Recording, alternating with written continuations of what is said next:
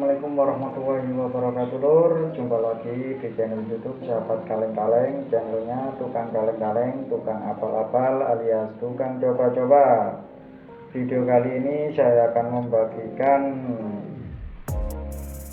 proses bagaimana cara mereparasi knalpot Toyota Corolla DX yang bocor. Ayo tonton video ini sampai habis untuk menyimak bagaimana cara proses reparasi atau perbaikan pada knalpot Toyota Corolla DX yang berlubang ini guys.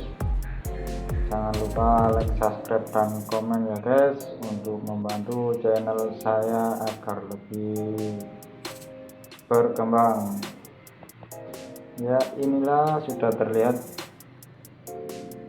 bagian pipa knalpot yang berlubang ya guys, parah sekali karena memang saya biarkan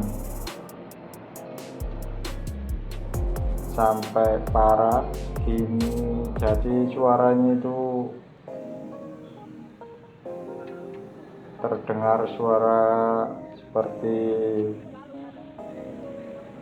knalpot racing.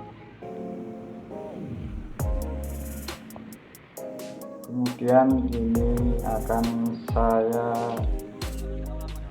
ganti pipanya dengan pipa yang baru. Untuk menyimaknya bagaimana proses penggantian pipa, tonton video ini sampai habis ya lur. Jangan lupa like, subscribe, dan komen.